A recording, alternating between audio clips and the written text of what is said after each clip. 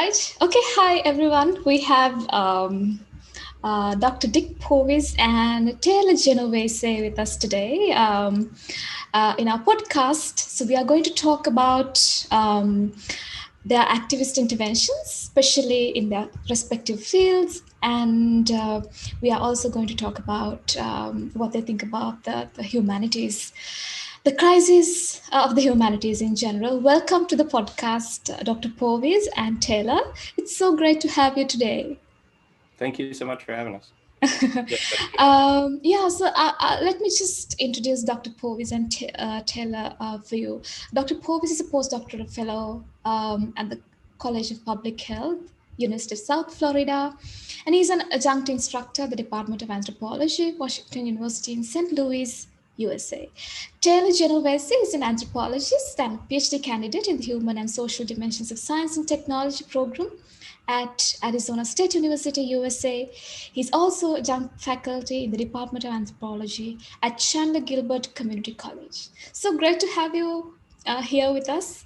And if I may start the conversation with Dr. Powis, I understand that you kind of work at the intersection of different fields such as gender studies, post-colonial theory, science and technology.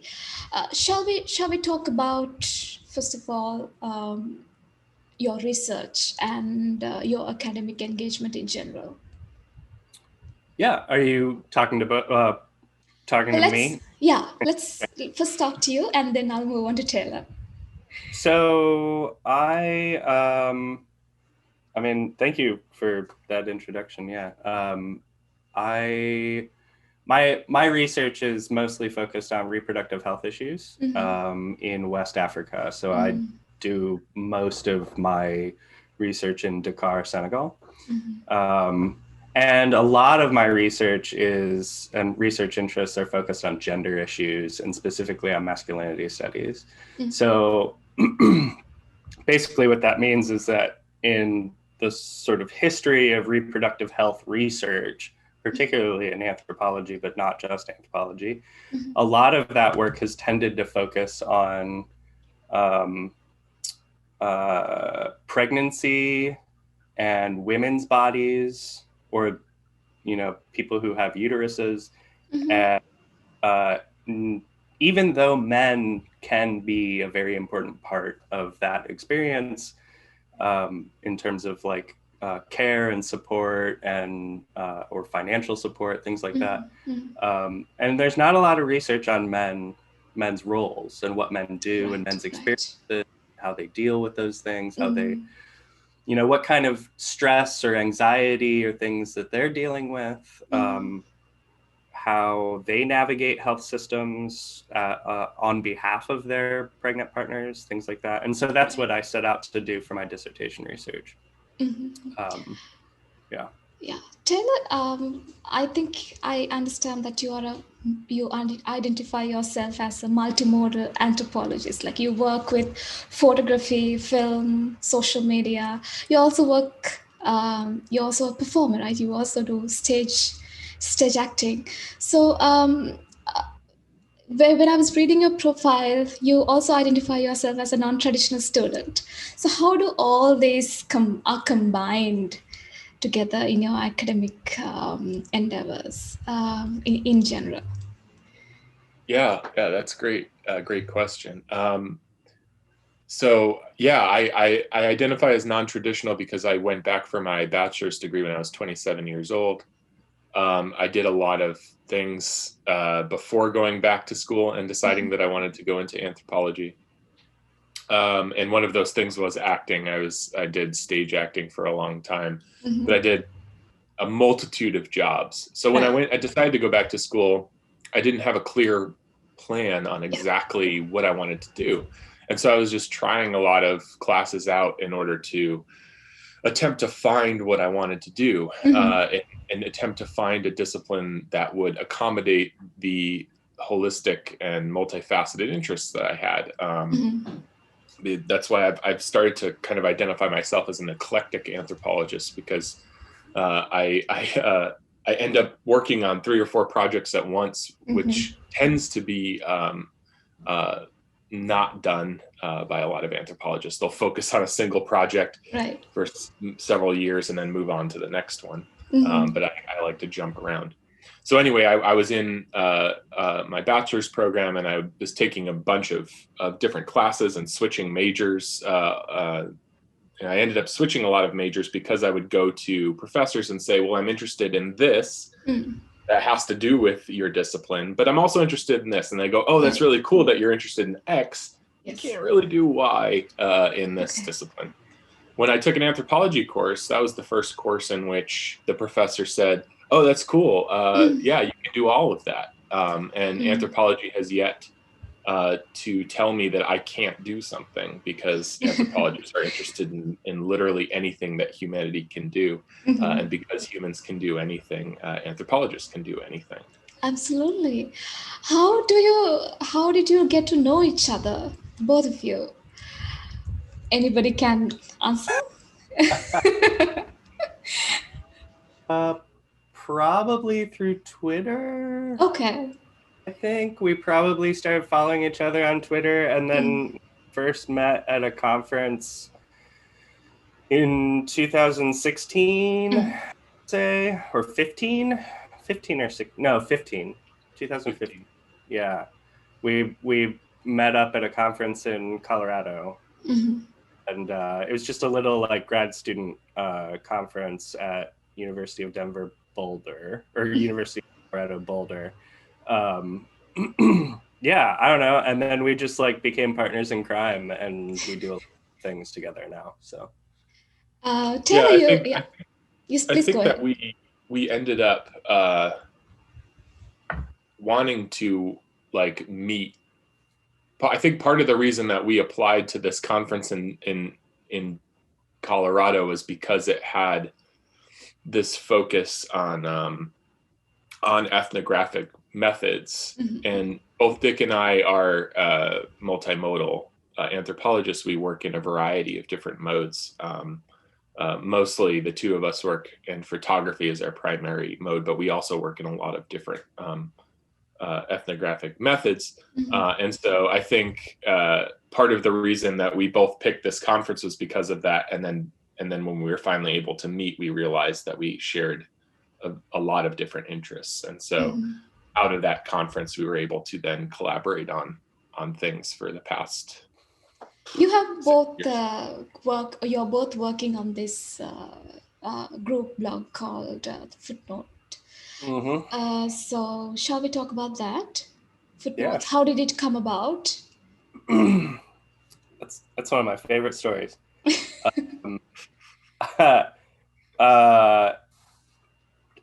I don't know where to start with it. Taylor and I have both been pretty involved in, as grad students and undergrad, I think, we have both been involved in sort of social media things and publishing and blogging and just sort of trying to engage with a broader academic community beyond our own university campuses. And we both had been, at the time, back in, this would have been 2017, I think, we had both been working for 2 different organizations. And one of them was in publishing and one of them was a blog. And I'm going to put it lightly that we were not pleased with the way that things were being handled and managed. We did not like how we were being treated. We did not like how our colleagues were being treated in those spaces. Excuse me. And they were both like pretty legendary, like big top media spaces in anthropology.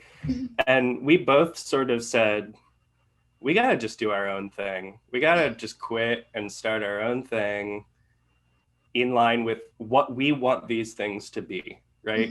I think we joined both of those organizations, the respective organizations, because we believed in a vision Yeah. and they did not follow through on that vision. Mm. And so Taylor and I said, let's start something that has a vision and sticks to it and like keeps us accountable and is managed completely differently. So we started Footnotes.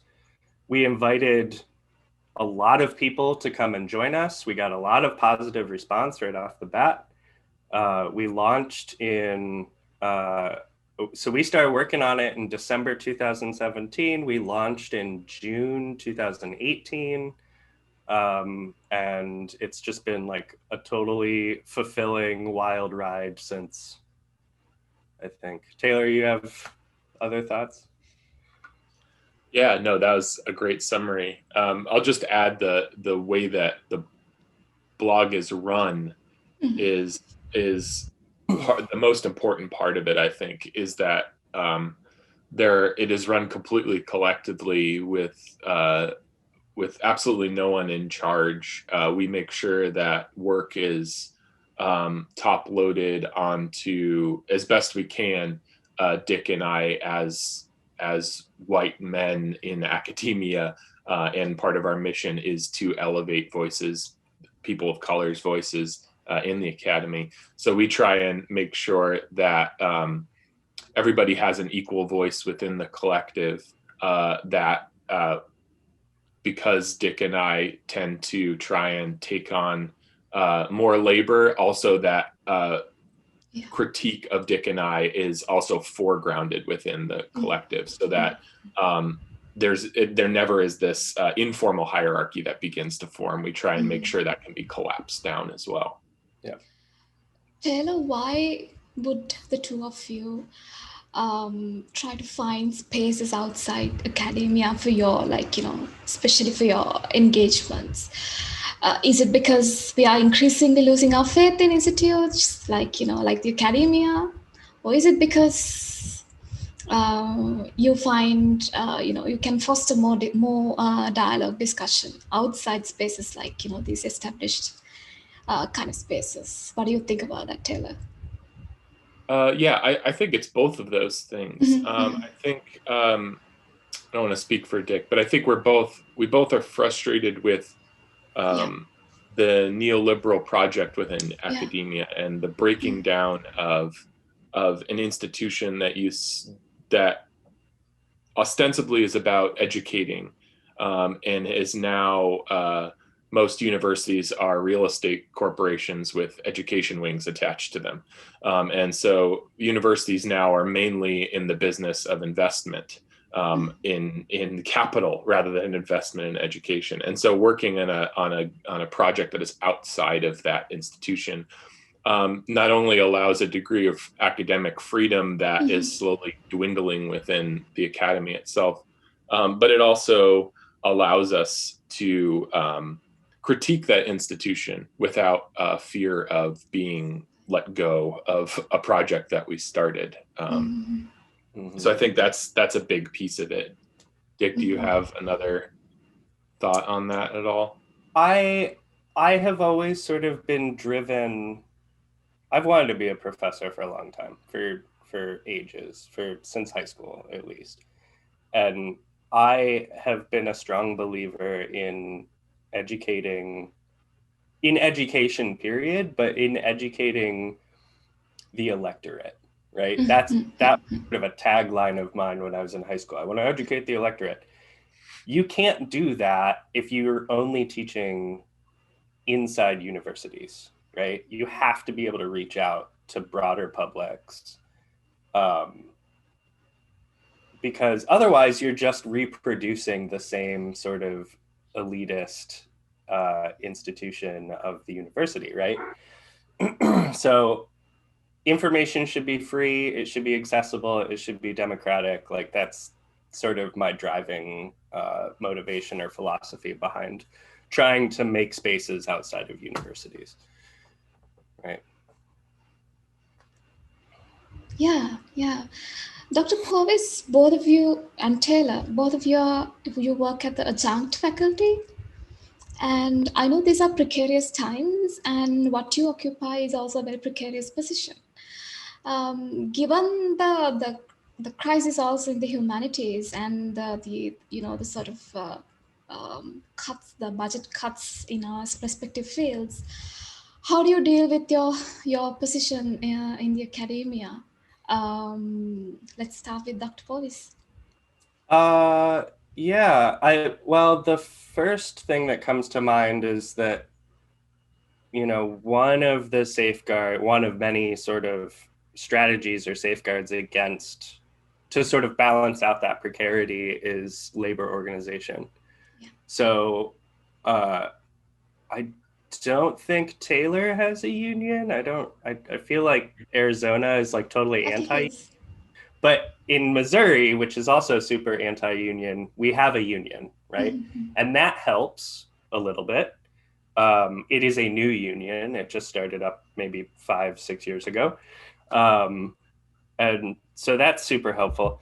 Now, luckily, I have a job outside of being an adjunct, but that's has been for the last 8 months, right? I finished my PhD 8 or 10 months ago, and then I was sort of bouncing from adjunct teaching to adjunct teaching, and it was always very scary not knowing if I wouldn't know until, a couple weeks before, or sometimes the week of class, whether I was going to be teaching, because if not enough students are enrolled, then they just cancel the class. And so I'm sitting there like watching my enrollment numbers, hoping it gets up to a certain threshold.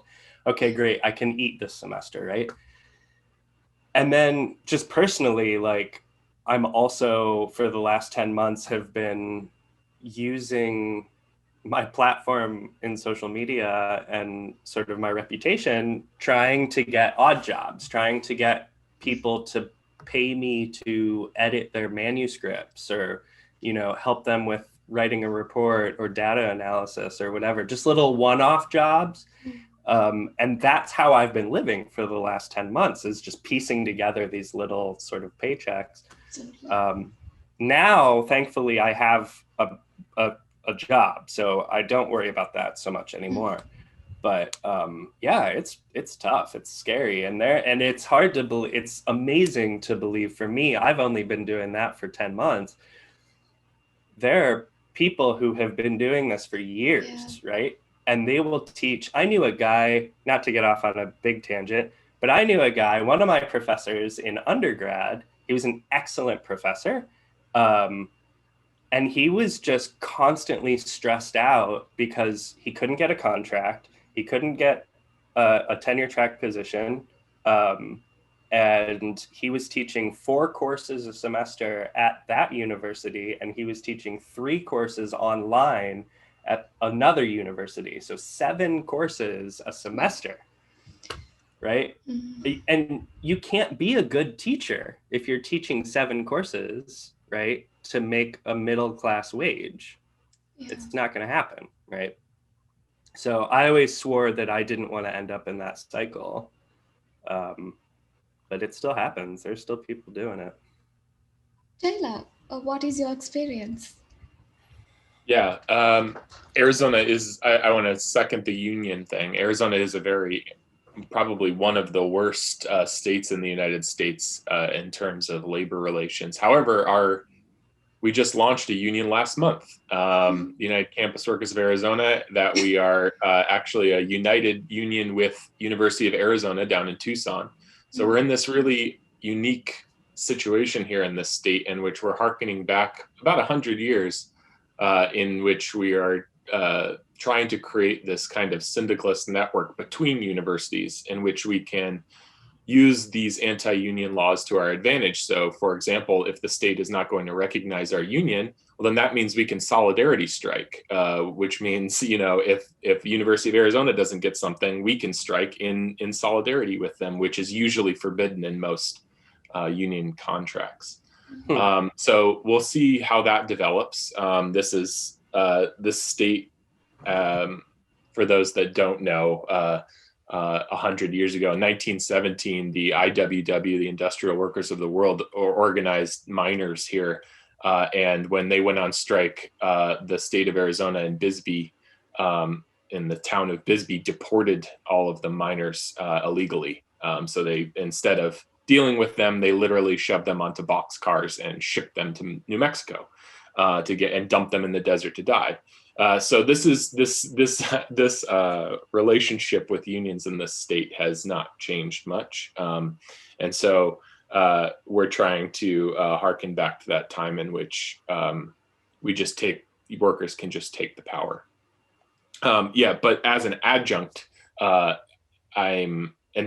because of this weak union state, my funding at the university is also on a year-to-year basis, sometimes semester to semester. So this past year was semester to semester. So in the fall, I had a job, and then I didn't know that I was going to have money until the end of December for this semester. And then, of course, the adjunct job working in a community college is also semester to semester. Thus far, I've been lucky in that this is now my second year, full year working with them. But there's this precarity that's just always over higher education. I get enjoyment out of doing my community college adjuncting because I'm teaching students who either can't afford to go to the university or are working their way towards the university, or are just working on some kind of vocational degree and are getting some general education credits. And so I get more of a diversity working at the community college, and I'm able to teach people who may never want to go to a university. And so it's important for me, even though the wages are so low, working that job. But it's a constant ball of stress, right? Of this having to work, only having maybe 5 months of guaranteed income a year, and then it's just without knowing if it's going to be renewed is no way to live. Yep. I think the three of us are rocking the same boat. Like, I'm a temporary worker here, working at an academy, so it's similar to an adjunct position. So we get a contract, and then we have to, work for a certain amount of time and juggling everything together.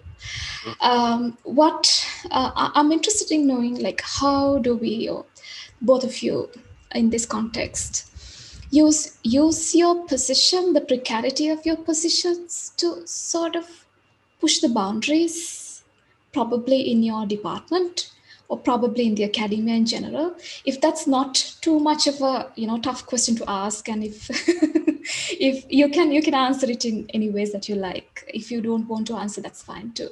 It's just how do you navigate that? Yeah, I think that's tough. It's hard to, Taylor and I both are pretty enthusiastic about our political and that everything is political, right? Yeah. And so for some people that can be difficult to navigate. Yeah. Not wanting to say too much. Yeah. For I don't know, anything from like being reprimanded or being fired to like full on being doxxed or whatever, or put on a list, some weird alt-right list of radical professors, which would be kind of cool actually. But like, I don't know, I sort of lean in a little bit to my privilege, and say, it's fine. Like, students need to know certain things about the world that they don't usually learn. And this is probably a good segue into the hidden curriculum conversation later. Okay. I'll give you an example. Like, students, in my experience, do not know anything about the organizational structure of a university, right? They don't know about ranks and like pay scales and salaries. And a lot of them don't even know what tenure is. Yeah. And so, for instance, I go on this whole spiel every class I teach on day one. I do a little spiel about how I don't really like being called Professor Powis. Mm. I would prefer to be called Dr. Powis because professor, doctor is a honorary title you earn for having completed a doctorate, right? Professor is an occupation. Mm. It's a job. Mm. I don't have that job. I am not a professor. I'm an instructor. Mm. And then I have to explain to students what the difference is and why there are assistant professors, associate professors, and full professors, and how tenure works and all of those things. And at the end of the day, students don't know that adjunct professors get paid almost nothing, right? Yeah. They don't realize that I, as an adjunct professor, pretty much only get paid for the time that I spend in class. I'm not getting paid for all of my lesson plans. I'm not getting paid for the office hours. And those are things that I do because they have to be done, right? They don't know that because people aren't teaching them those things in class. And it's sort of like talking about money. Like people don't like to talk about money because it's like taboo and stuff like that. I think that's sort of how it is when you talk about labor too. And I just sort of have to lean into that because I think that it's more important to tell people the reality of the situation. And if I don't know, get reprimanded because I tell my students that I'm also a communist, then that's fine, whatever, I'll deal with it. Like I have other opportunities. So it's work that has to be done, right? Absolutely. Yeah. Taylor, what do you think? Yeah, I'm in full agreement. Actually, Dick was one of the ones I think who first said it to me of like, well, if we're not going to get jobs anyway, then why are we censoring ourselves? Right. And he said that before he had a job, obviously, was able to get a job. This was a few years ago, but since he said that, I've kind of gripped onto that as a mantra, in that why should I be attempting to conform myself to a good employable citizen if the state that's in charge of getting jobs to people isn't fulfilling their end of the bargain? Well, then why do I need to worry about that? Why don't I instead start trying to, as Dick said, use our privilege? There are a lot of people who don't have this privilege of being able to speak out because they will be reprimanded and shut down and or hurt or injured or killed for saying some of the same stuff that we say. And so they have to keep their mouths shut because they're scared for their own lives or livelihoods or families. So it's a responsibility and a passion, and I know of no other way to live. And so this is just something that needs to be talked about. Sometimes in my community college classes, I will tell the students exactly how much I will make that semester. So I will give them the dollar amount that I'm being paid, break it down to an hourly wage so that they can see that I'm being paid for my actual time, maybe $3 an hour or something like that, so that they can understand that my position of precarity is also a lot of ways with them, their position of precarity, and that they're also working jobs in which they can be let go for any reason. And it lets them know that in that classroom space that we're holding, even though I'm in charge of giving them lessons and giving them grades and stuff, which I wouldn't want to do in other circumstances, that we have this shared class bond together that we can utilize within the class to talk about certain themes. And so that becomes very useful when they can see a piece of themselves within me, as opposed to a tenured professor in which they have very little to relate to.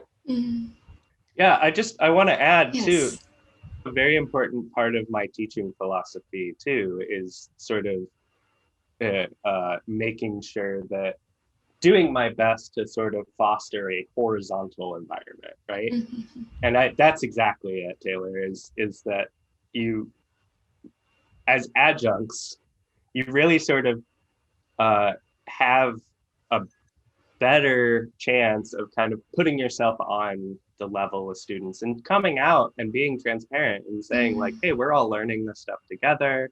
We're all going to learn things from each other, right? And I think that's really advantageous. I think being open and honest that way, even in a precarious situation, can make the work more fulfilling, right? So absolutely, I agree. Taylor, you said in your profile that you're a student of Professor David Graeber, and I'm sure his work and legacies inform yours as well. How does it? How has he influenced you and the work that you do?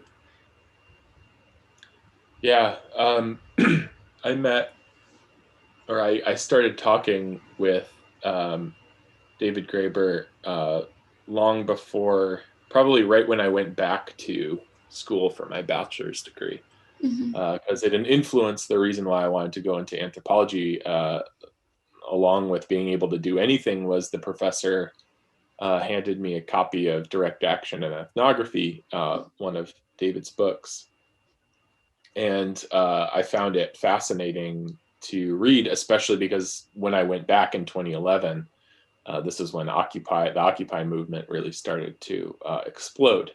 And so for that class, I was able to do an ethnography of our local Occupy group.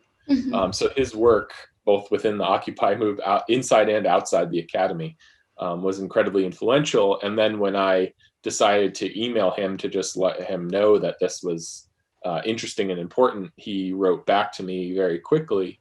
And his openness to create dialogue with people who he didn't even know, I found to be interesting, and also out of the ordinary, in which it shouldn't be out of the ordinary. You should be able to talk to people because they're people. But even these, he was always very uncomfortable with his, quote unquote celebrity status, because of that, because it elevated. Right. And so, yeah, his both his politics, the way he carried himself in certain ways. David, like every human, was a very complex person, and approached some things very poorly. He approached some things very well. Keeping that in mind as well. But he was very influential with me. And then when I came to my PhD program, to me, it seemed like I just needed him to be on my committee, because of our long relationship together, but also because his intellectual influence was so great. So he was unfortunately only able to serve on my committee until this past September, when he passed away. But he will always be on my committee, whether he's Absolutely. in corporeal form or not. He continues to influence me. Yeah. Sorry, Dr. Powis, I just wanted to ask you, let's now move on to the hidden curriculum. In your blog piece, you specifically focus on the grad students, their admissions. Let's just say what is hidden curriculum, and then move on to talk about how does it apply to students in general. Let's say, yeah. Absolutely. So the hidden curriculum is a popular term in education broadly. It does not just apply to higher education. It does apply to other domains of life, but it's been taken up in education specifically. Really what it describes is sort of all the little unspoken rules and values of a certain domain, in this case, higher education. And because they're unspoken, that means that they're typically learned by a privileged class of people who know how to sort of communicate those things. So I tend to think of the hidden curriculum like an anthropologist. So Okay. I think of culture generally as inherited and shared practices and expectations. Mhm. Practices being the things we do, expectations are sort of the things we believe or know.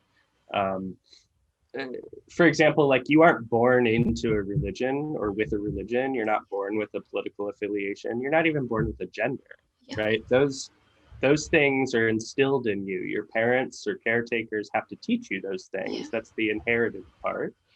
And your community or your society generally has to reinforce those things, and that's the sharing part, right? And so this is a process of social reproduction. So if you want to go to college and no one in your family has gone to college before, it's going to be really difficult or more difficult for you to prepare Yeah. than it would if your parents had gone to college, right? And then once you get into college, it's going to be more difficult to navigate everything from course selection to extracurricular opportunities, time management, things like that.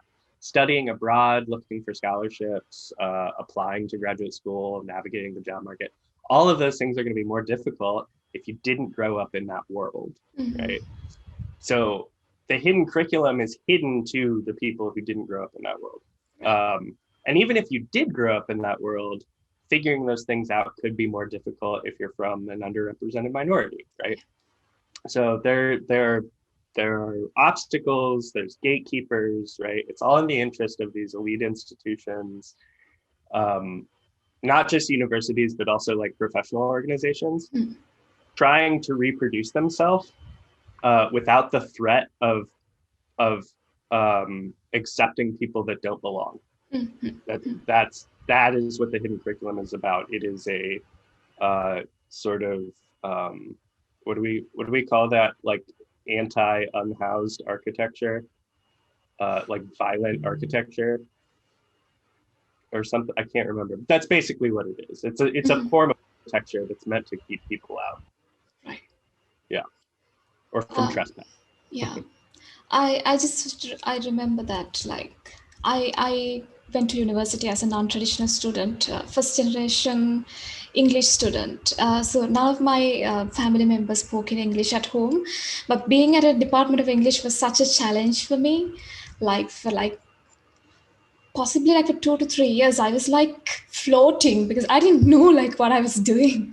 So it was like finding my way through it was like really hard, and that's I think that's where hidden curriculum like really stuck me. The ways that we have to navigate the politics, the things that are not like open to us. Right. We will now move on to like the focus, like the humanities.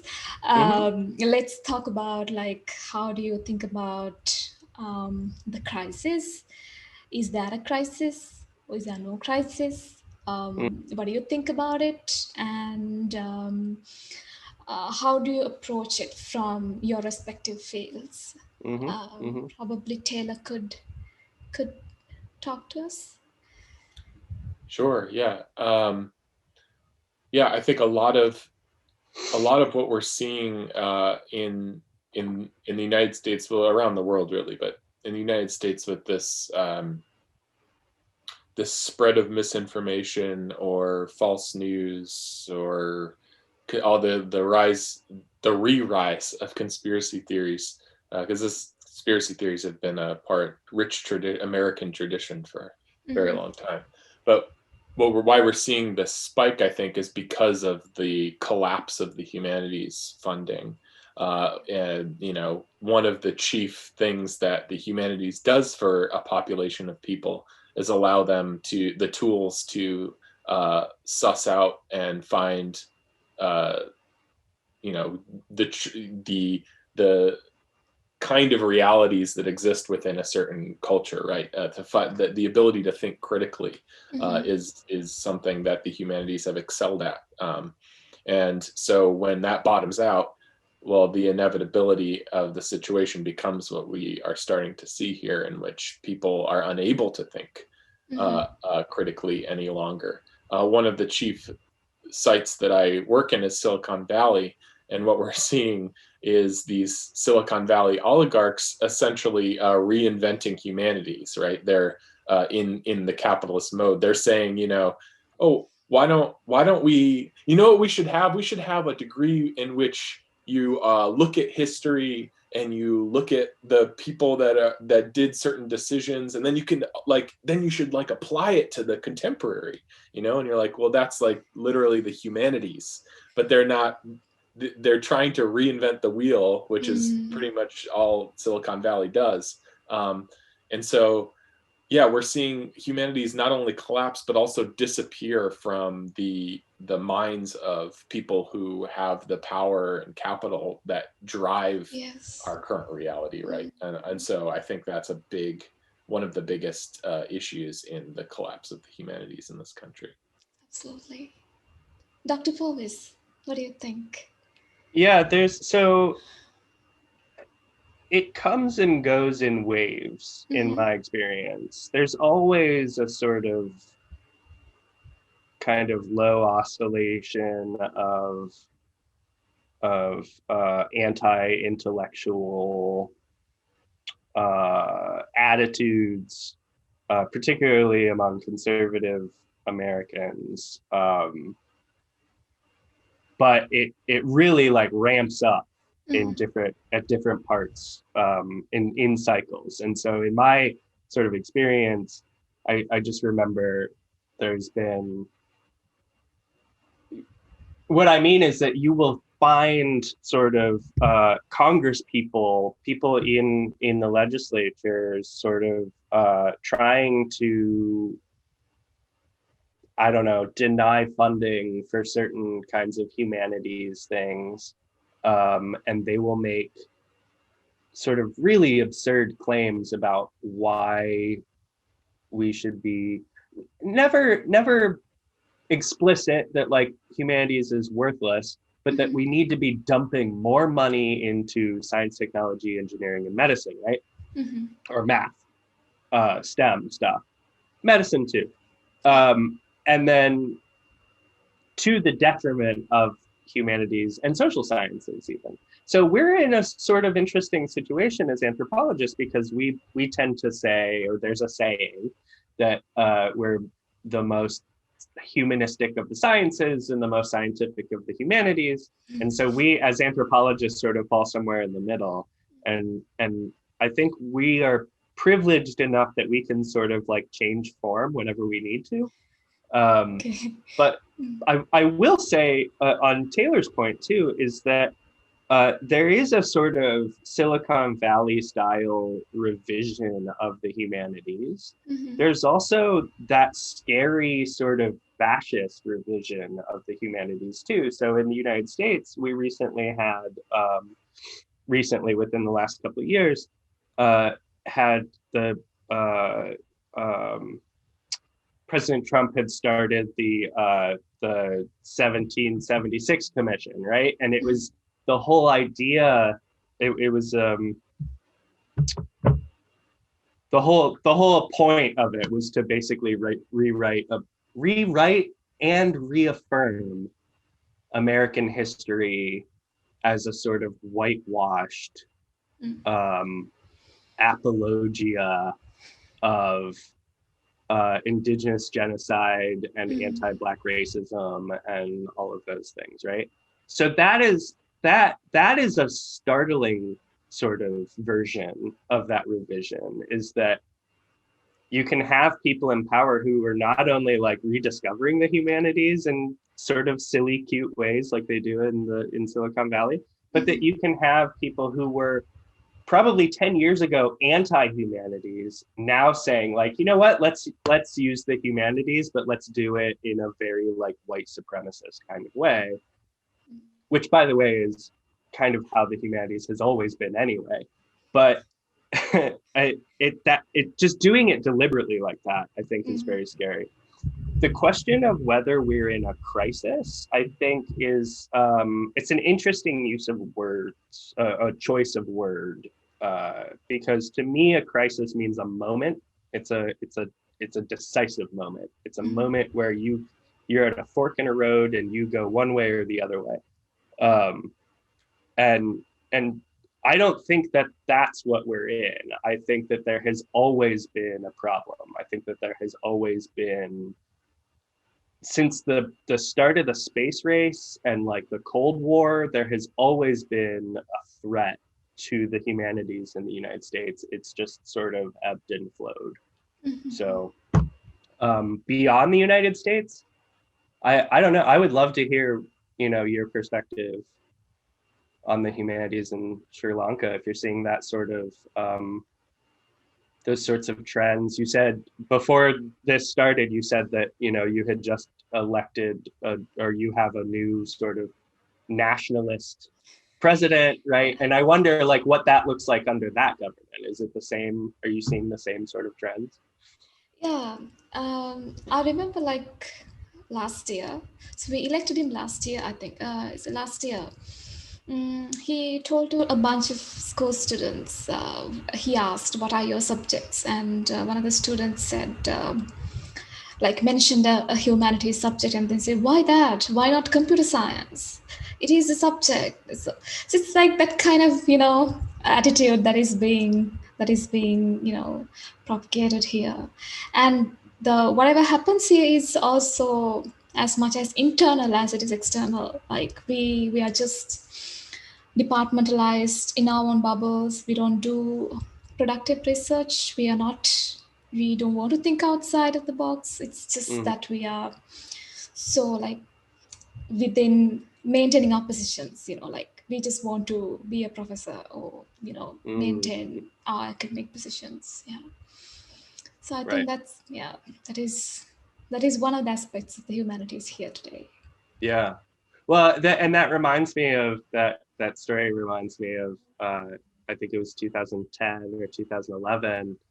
Uh, Former governor of Florida, Rick Scott, was on a radio show talking about humanities funding in Florida, and they were passing a bunch of budget cuts, and he said on that radio show, Florida doesn't need any more anthropologists. Specifically said anthropologists, and anthropologists just sort of exploded and were like, you have no idea what you're talking about. You have no idea what kind of value we bring to the table. And today I sit before you as an anthropologist employed in the state of Florida. So I find that awesome. But my job is I'm not employed in an anthropology department. I'm Mhm. employed in a public health department, right? Or college. So my job is not to be a public health professional. My job is to collaborate with public health professionals and bring them my humanities training, right? Mhm. To teach them or to inform them on things that they're probably not thinking about. And that's to me one of the biggest values of the humanities is you can't be, it's not the 19th century, you can't be an expert in everything, right? Mhm. We have specialized so much that sort of specialization demands collaboration, Mhm. and that to me is kind of the point. And so I think you're going to see that now. I think you will see slowly a new trend in which humanities is taken far more seriously. There are, outside of academia, there are businesses and organizations and the US government itself who are hiring anthropologists and social scientists and people with a solid grasp of different kinds of humanities, English and history and things like that, Mhm. precisely because they understand the value of that skill set that you're not going to get if you go to business school or into social work or computer programming or political science or whatever. So Yeah. Taylor, to wrap up the conversation, would you like to share your experience being a non-traditional student for those who are, entering college very late in their lives? Is there anything that you would like to sort of add to the conversation? Uh, yeah, I think I think non-traditional students are not as much of an oddity today as they Mm. were 10 years ago when I Mhm. was. I think it's becoming more of a reality that people are not able to go straight through to college, and so they're waiting, or they're working jobs and going to Yeah. community college first. Yeah. And so when you come back to school, understanding that you're not alone in that, and Yeah. finding community. I think one of the biggest things, though, that a non-traditional student should know about is imposter syndrome.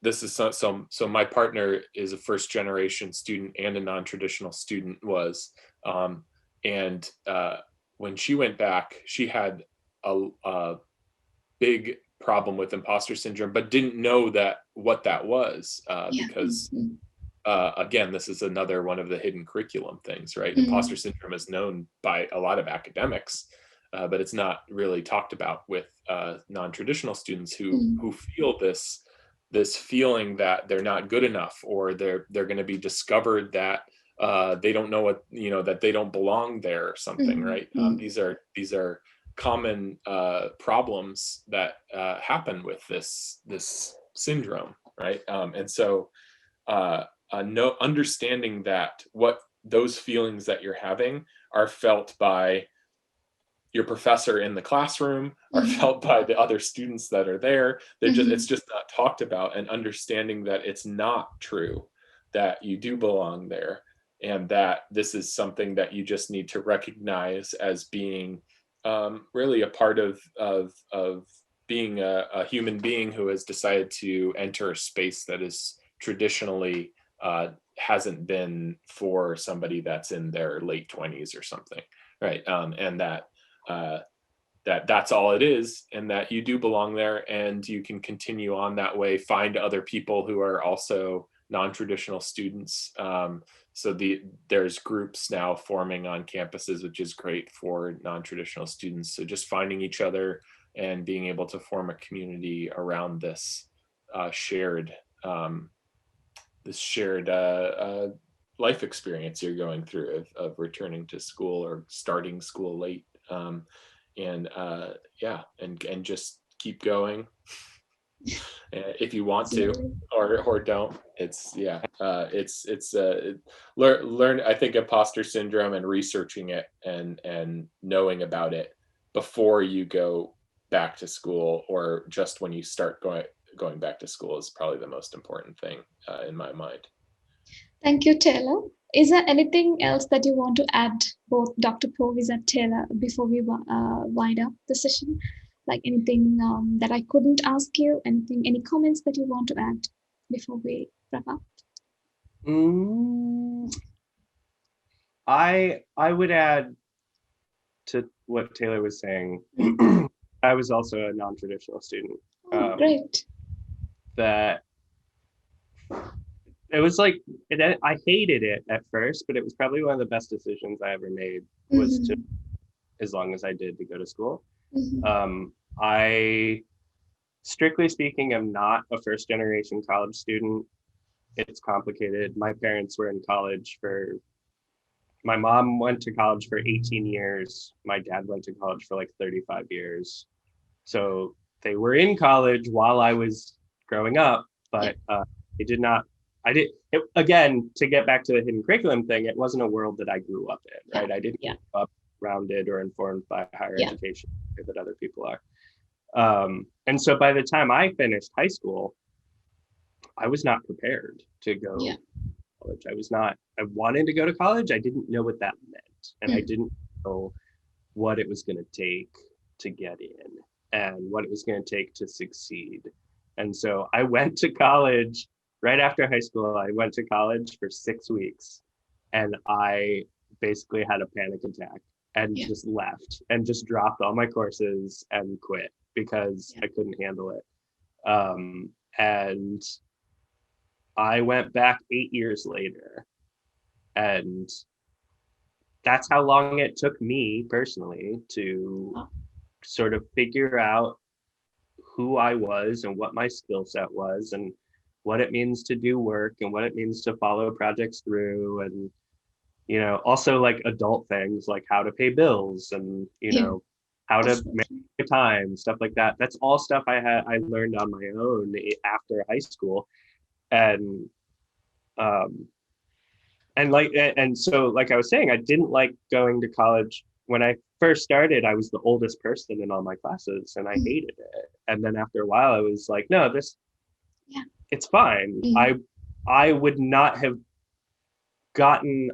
this would not have been as valuable to me if I was still like 18, right? I wouldn't have appreciated it the way I do now. And there's a certain kind of like, for people who are interested in going back later in life, I have to say that there's a very sort of advantageous